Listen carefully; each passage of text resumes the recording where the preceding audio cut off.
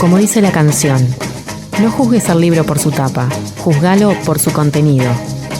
Ya llega Diomedes para conversar sobre libros.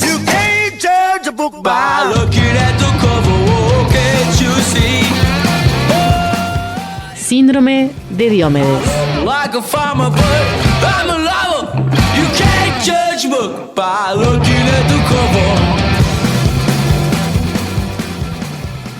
Bienvenidos, bienvenidas a una nueva entrega de Síndrome de Diomedes. Nos habíamos propuesto viajar por distintos lugares del mundo. La idea es un poco unir las identidades nacionales con su geografía y con su historia.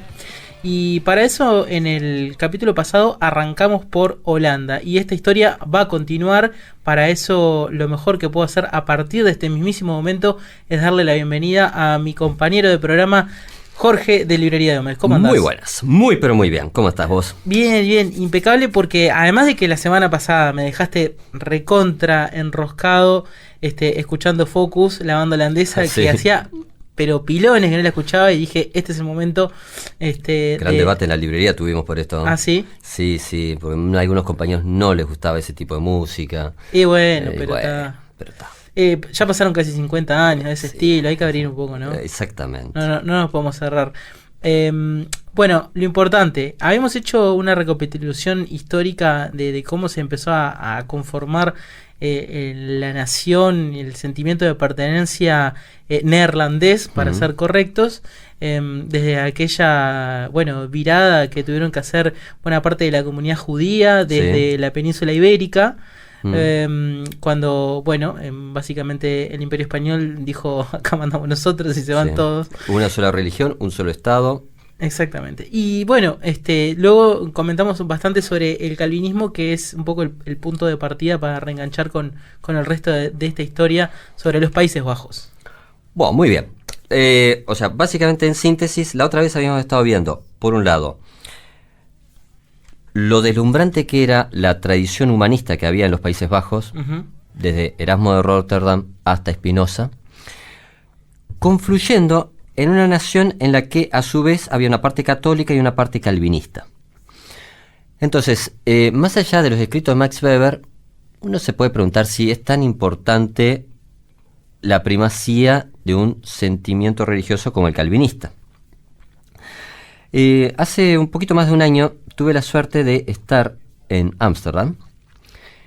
Hay un lugar maravilloso que realmente te recomiendo, que es la Plaza de los Museos, en el que está el museo de alguna forma nacional, que es el Rijksmuseum, donde encontrás los Rembrandt famosos, en un palacio más allá de lo alucinante. Enfrente vas a encontrar el Van Hoff Museo. Del otro lado hay un museo del diamante. Todo esto también vamos a ver por qué está ahí. En la otra punta hay una casita muy humilde, para lo que podría ser un enorme museo, que es un museo privado, que es el MoCo, que es el de arte contemporáneo, en el que, por ejemplo, también para seguir un poco en línea, ahí ves Banksy. Todo el arte de los grafitis. Entonces vos...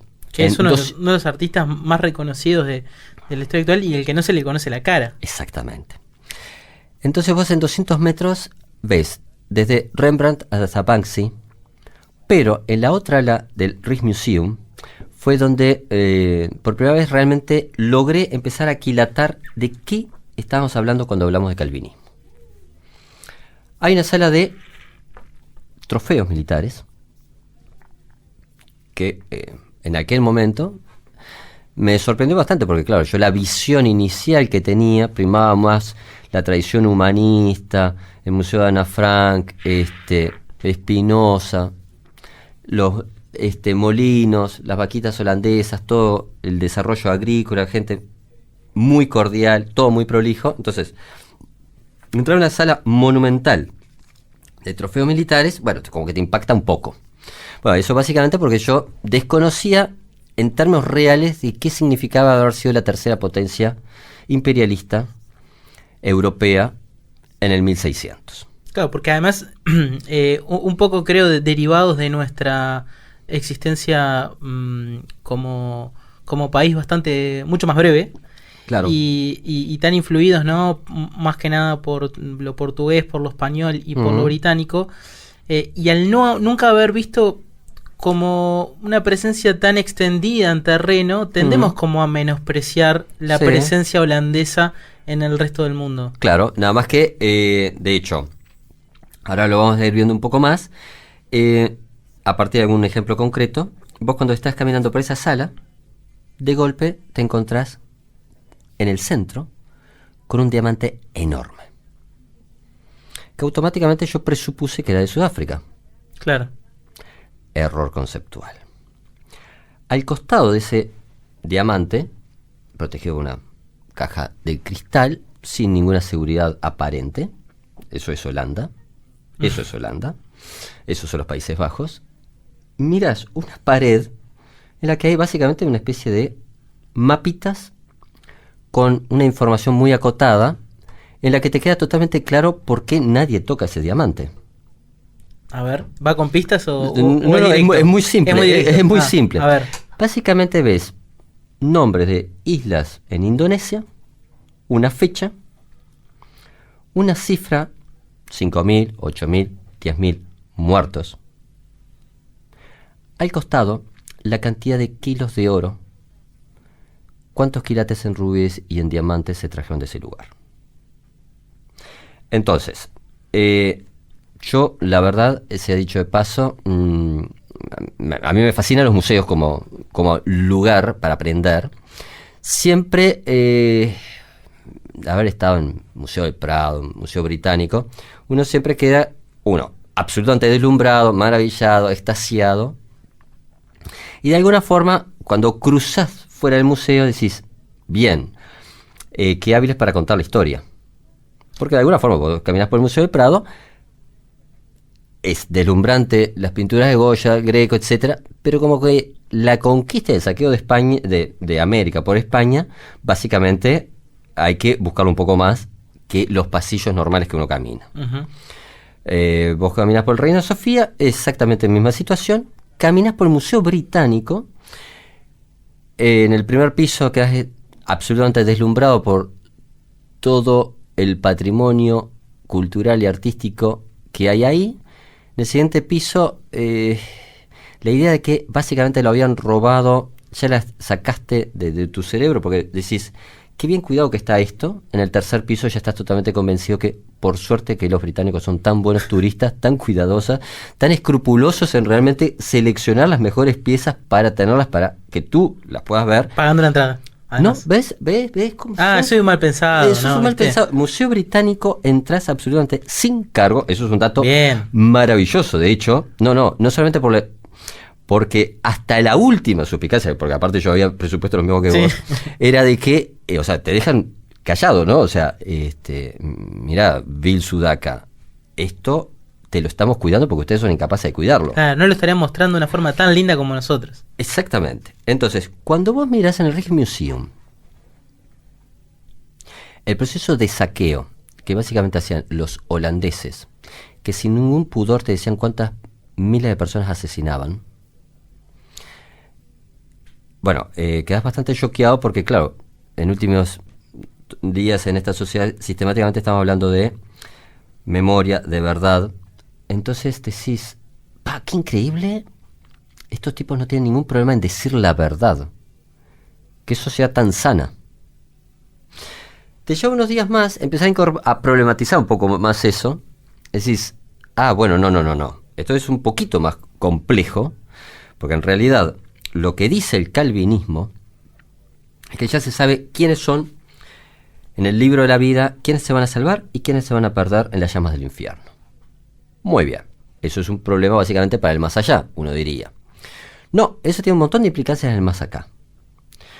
Porque el calvinismo lo que hace es especial énfasis en que la sociedad puede saber quiénes son los que se van a salvar. Los que se van a salvar, obviamente, es los que ya, a ojos vista, le son gratos a Dios. Es una especie de meritocracia, pero espiritual, teológica, sí, una meritocracia teológica. Claro, el único pequeño aspecto es que esa meritocracia espiritual se acompaña por una prueba empírica que es la meritocracia material.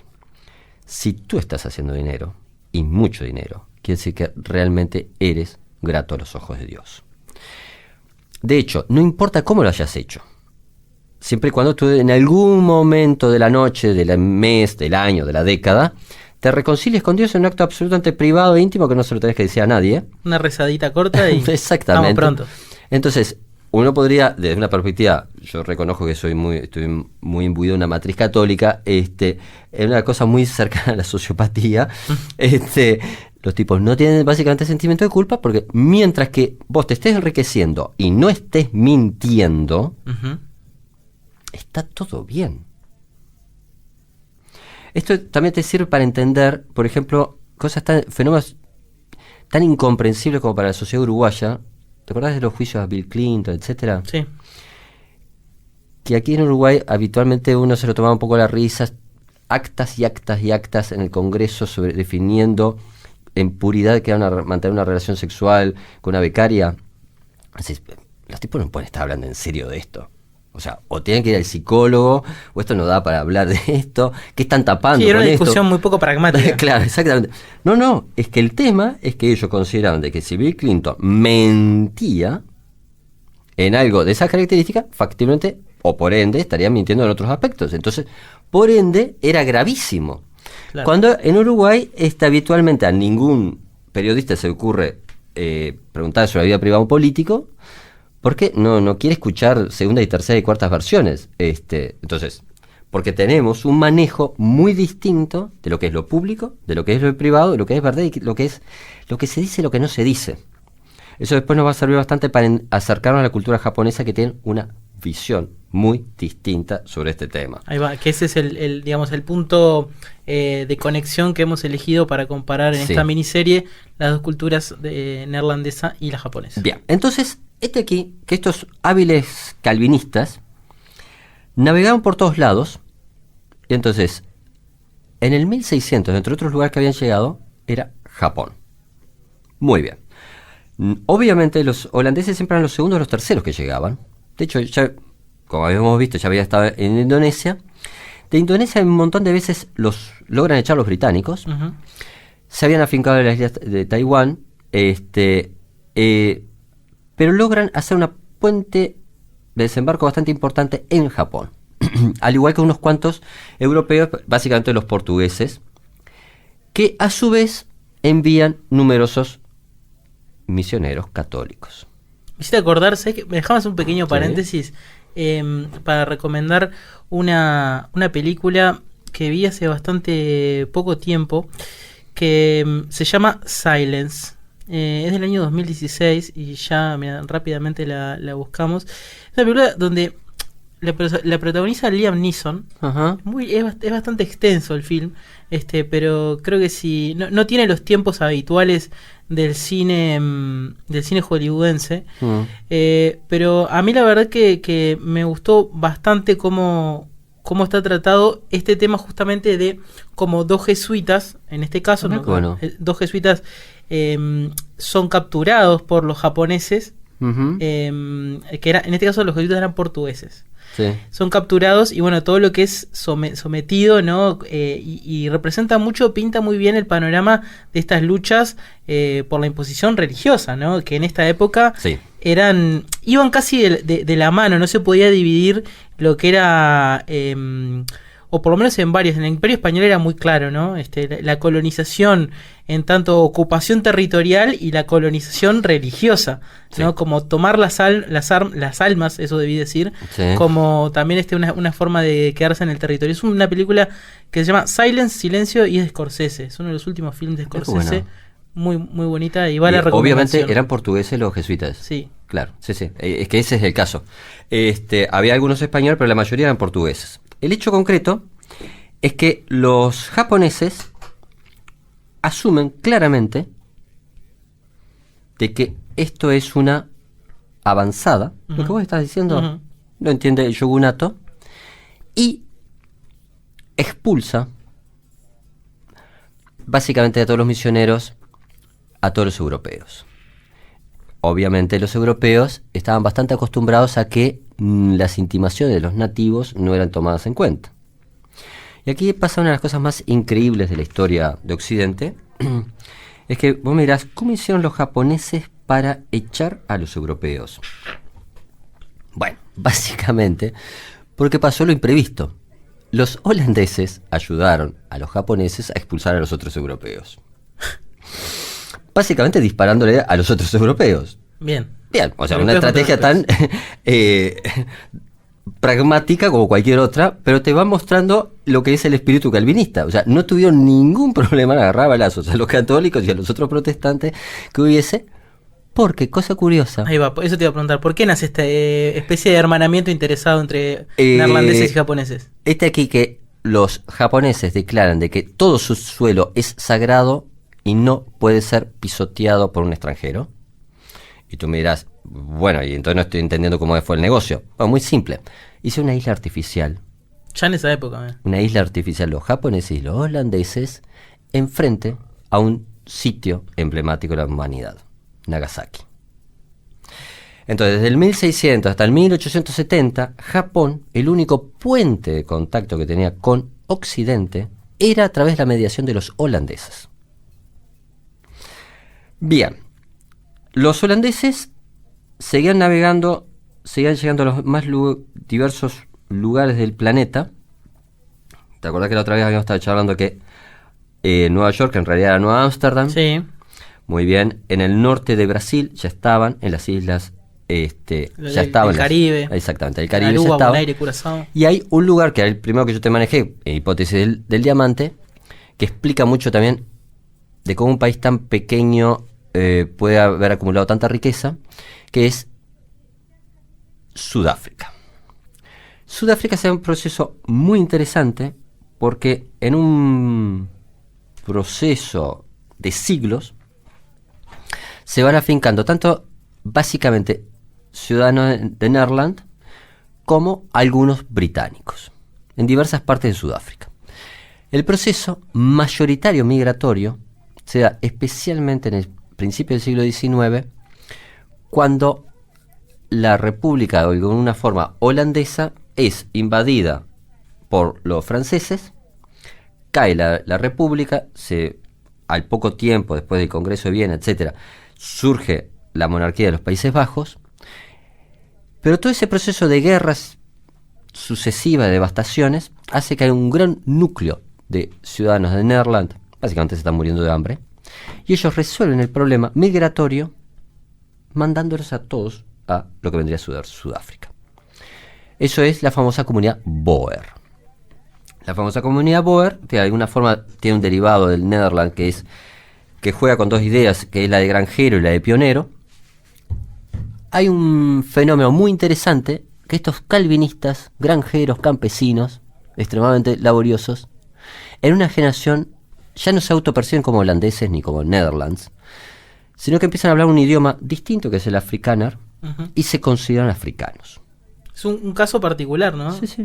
Porque muy curioso, ya que no se terminan de, digamos, fusionar con la población local. O sea, en lo más mínimo. Claro, no es que ese nueva construcción nacionalista se da fruto de que de mezclarse con la población local, sino que permanecen en su nicho étnico, sí, pero a su vez dejan de ser lo que eran originalmente y reconocer una especie de nueva conformación nacional. Cuando estuvimos hablando en el otro ciclo de Experimento Ponsonby, habitualmente siempre la charla de uruguayos, uno termina abominando haber sido colonizado por los españoles y qué lástima que los ingleses no se quedan con esto, no, la Purple Land y qué bueno que sería estar mirando la problemática de los duques de Sussex y los duques de Cambridge, a ver cómo se llevan esta semana. Cada vez está peor, igual te diría, el Reino Unido viene. Sí, obvio. Cada vez es un lugar menos como para de hecho, decir. le están siguiendo la línea a Don Pedro. Ah, tremendo. Estamos disolviendo el Parlamento, sí, otra historia, sí. La reina le dijo que sí, bueno, ok. Pero el hecho concreto es que de los españoles se pueden decir un montón de cosas, pero sé que es muy brutal planteo de esta forma. De los imperios era, al igual que el de Alejandro Magno o el de los romanos, era de los pocos que veía con buenos ojos los procesos de mestizaje. Que eso es un tema absolutamente clave porque define las posibilidades de sobrevivencia o no de la población nativa. Claro. Bien. Sí, sí. Entonces, los buenos holandeses se asumen de que ellos ya habían llegado en el 1600 a lo que vendría a ser Sudáfrica. Entonces que ellos ya se asumen como un pueblo nativo del lugar y que incluso más tenían más derecho que los zulúes o la comunidad negra. De hecho, cuando uno lee los textos justificando el apartheid, una de las razones que esgrimen, por loca que a uno le parezca, es que ellos dicen, no, nosotros llegamos antes.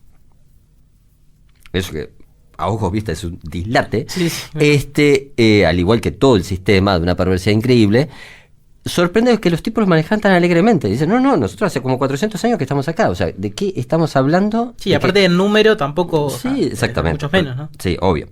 El hecho concreto, que esto tiene un montón de implicancias, no solamente para la identidad de lo que es Holanda, sino para la historia de la literatura.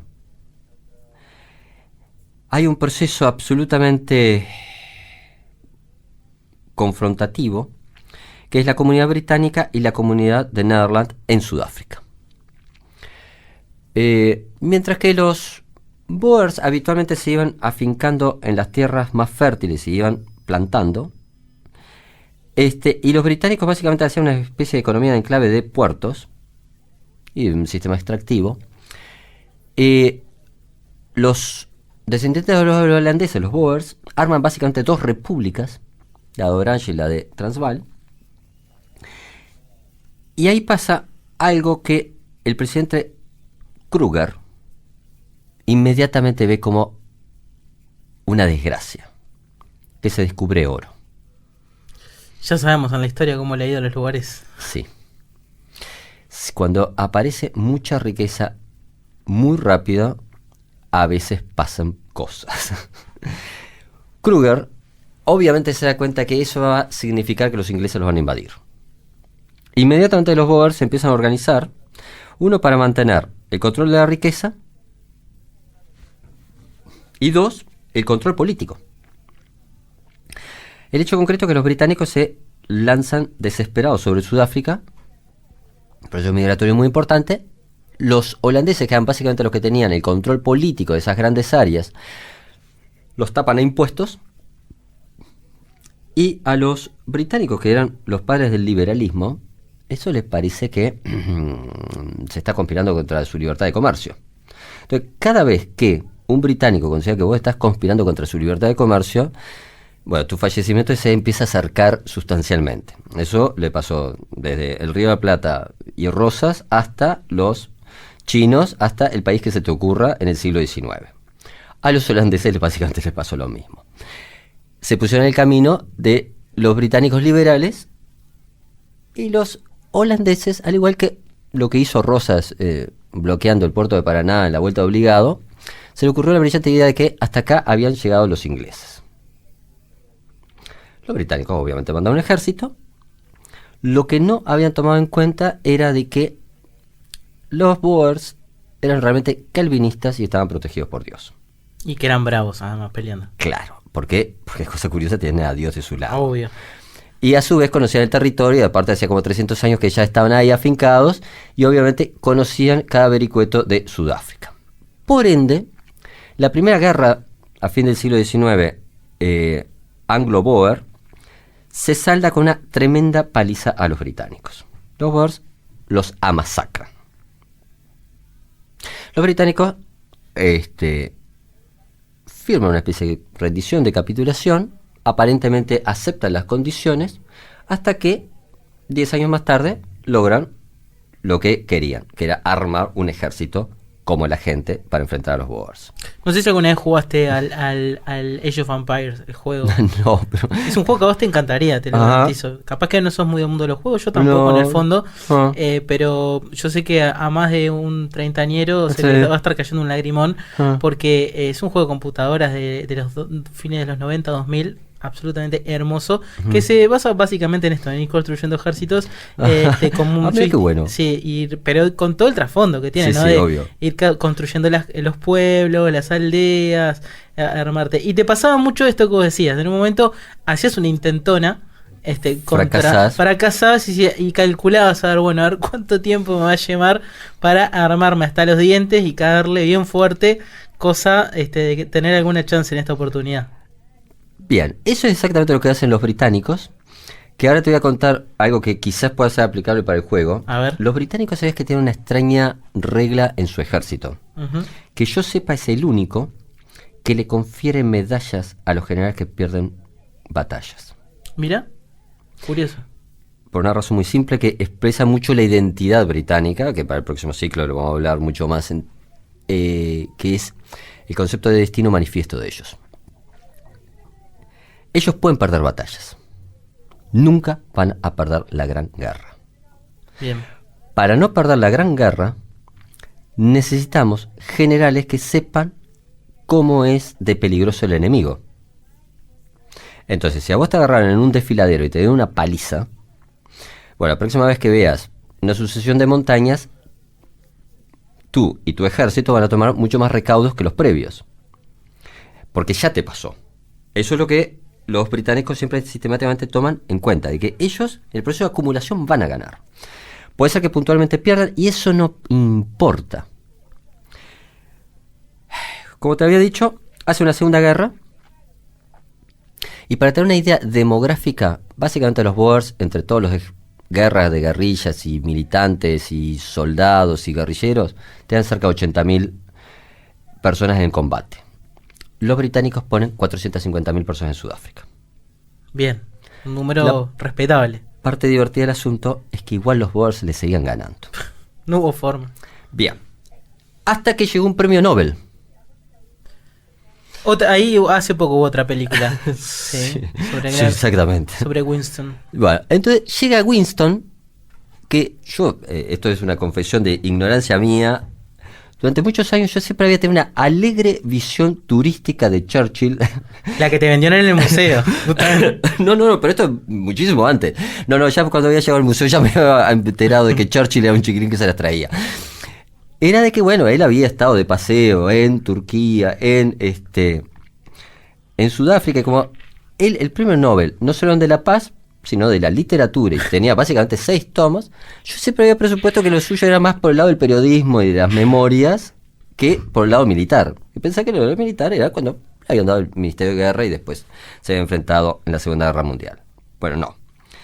Churchill, oficial, joven, llega con un montón de ideas para resolver lo que ninguno de los ineptos de los generales había resuelto antes. Esto es maravilloso por la implicancia que va a tener para la historia del siglo XX. Churchill se da cuenta que es imposible ganarle a los Boers peleando una guerra de guerrillas. Ellos controlan el territorio, saben, ellos no. Los soldados Boers son mucho más entrenados por su tipo de vida que los soldados que mandaban los británicos. Entonces lo que empieza a hacer es un sistema muy parecido al que arma Estados Unidos en Vietnam. Llenar de casamatas de pequeños fortines, visibles a 1 kilómetro, para empezar a evitar de que se aparecieran de improviso los Boers. Obviamente eso implicó unos 6.000 puestos, que uno diría, bueno, un gasto enorme, inútil, etc. Pero todo eso, la idea era arrinconar a los Boers en determinadas áreas. Pero los Boers seguían peleando y tenían obviamente mucho apoyo de la población local, que cosa curiosa era Boer. Muy bien. Churchill pasa a una segunda etapa. ¿Qué eran los Boers, me habías dicho? Granjeros. Bien. ¿Cómo podemos molestar y quebrar moralmente a un Boer? Bueno, si le matamos todos los animales y le quedamos la granja y le deportamos a la esposa y a los hijos a un campo de concentración, factiblemente nos va a odiar, pero quizás podamos llegar a un punto de encuentro sobre quién es el que manda en este lugar. Esa es la estrategia que emplea Churchill. Tierra arrasada, envenenar los pozos de agua, matar todos los animales, campo de concentración. Eso es lo que hace una guerra absolutamente brutal, en la que obviamente al final los Boers terminan capitulando. Y ahí se genera una de las noches más siniestras del siglo XX, porque esto es ya al principio del siglo, que es de que Sudáfrica pasa a ser, obviamente, un dominio blanco con una enorme población negra que solamente sufría los males de esta dominación, en la que, si uno lo quiere leer en clave de humor, lees a Tom Sharp.